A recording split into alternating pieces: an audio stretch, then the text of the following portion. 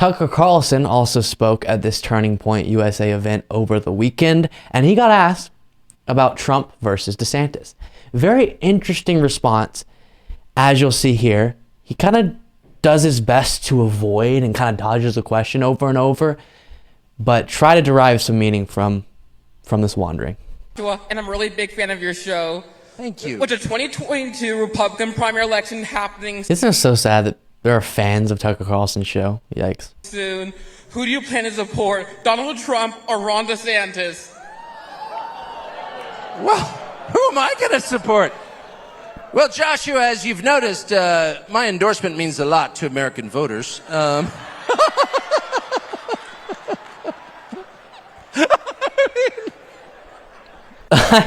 I think, I don't know. I don't even know what to say about that except for I'm not sleeping tonight.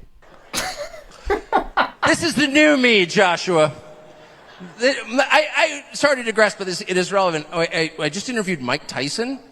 And I had no interest in interviewing Mike Tyson. I didn't know anything about Mike Tyson, I remember him boxing, but that was it. And two really good friends of mine said, "You don't know Mike Tyson?" I was like, "How would I know Mike Tyson? I host a show on Fox." Mike Tyson is actually a wonderful person, a totally honest person, really smart, and you should interview him. And so I did. I interviewed Mike Tyson. And my friends were absolutely right. He's one of the most interesting. I'm still Who was it? Who did you interview? Who? thinking about what he said, believe it or not. And it's that's why life is wonderful. You're always surprised. And I was shocked by what a marvelous and good person Mike Tyson was. But one of the things that he said that I've been thinking about ever since, a week and a half ago, I said, you go out in public a lot and you're one of the most famous people in the world, and I'm sure everyone's nice to you, but some people are probably not nice. How do you feel when people criticize you?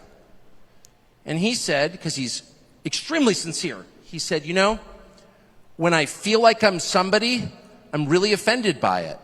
But when I remember I'm nobody, it's okay. So the question was DeSantis or Trump? And I thought, I need to be more like that. That's exactly right. I mean, let's be honest. Who cares what I think? You know what I mean? Well, considering that you have a show that gets broadcast to millions of people every single night, I think a lot of people care what you think. I'm not endorsing anybody. I have no idea what's going to happen in the Republican primary. I spend a lot of time in Florida, and I think... To be clear, I don't know why they care what you think, but they do. Ron DeSantis has done an unbelievable job. And I mean that. I don't know DeSantis that well, but let me put it this way. People move to Florida because he's the governor. I've lived in a lot of states. I grew up in California. I've lived in D.C., Rhode Island, Arkansas. I've lived in this country for over 50 years. I know it pretty well. And I've never lived in a state where people just unbidden at dinner are I'm really, really glad we have our governor. What? I've never lived in a place where people knew who the governor was. The governor? Really? Was he here? No, I just love him. But people will literally say that about Ron DeSantis where I live. It's what? I will say, if I was at a dinner with somebody and they said, I moved to Florida because of Ron DeSantis, I will not be at that dinner for too much longer. You moved to Florida because of Ron DeSantis. Wow.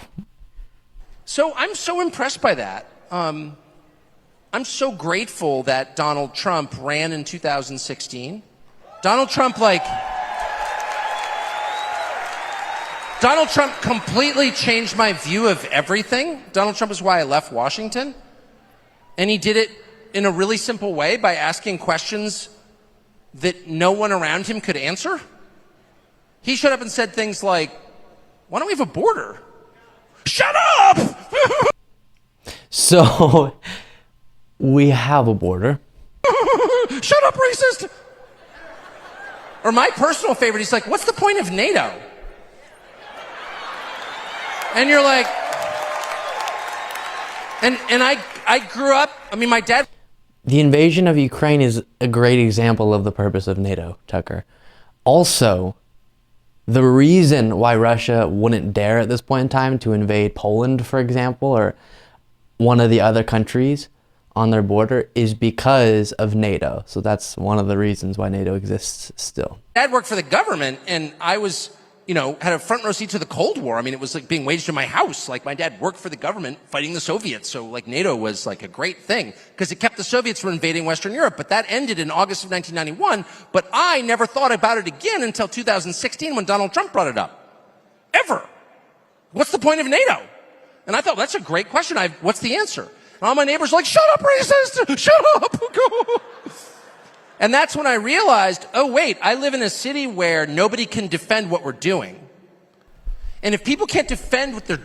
Okay, so just very confused. And I guess to the question that was asked, he's saying, I love Ron DeSantis, but I also love Donald Trump. And he goes on for a super long time that I can't show all of, complimenting Trump and all this, and then saying he doesn't really know what's going to happen in the Republican primary, so not taking a hard stance, but leaving his options open and complimenting both of those figures.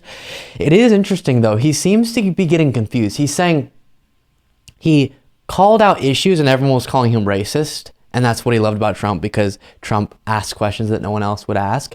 But the questions he was asking, no one would have called him racist for. Honestly, no one would even be that aggravated at, except for some factual incorrect statements. So for example, why do we have an open border? Well, we don't, so that's just not correct. But it's when you start dehumanizing the people coming across the border that maybe you get called racist. And then the NATO thing, who's calling you racist for not wanting to be in NATO? I can explain to you why we should be in NATO, but I don't think it's an actual story of someone calling you racist. Anyways, that's always kind of his bit, because he gets called racist so often for many times good reason. And he likes to pretend that every normal thing he says, people respond, you're racist, when it's really the horrible, dehumanizing, and dog whistly stuff he says often about immigrants, for sure. But again, to the headline of this story, he's taking kind of a backseat, leaving his options open on the issue of Ron DeSantis or Donald Trump. Thank you so much for watching. If you want to be a part of what makes this show possible, plus get access to the full video version of the show hours before any of the clips are uploaded to YouTube, plus get a full extra show every single Saturday, you can do so by going to patreon.com/Luke Beasley. That's patreon.com/Luke Beasley, and there's a link in the description.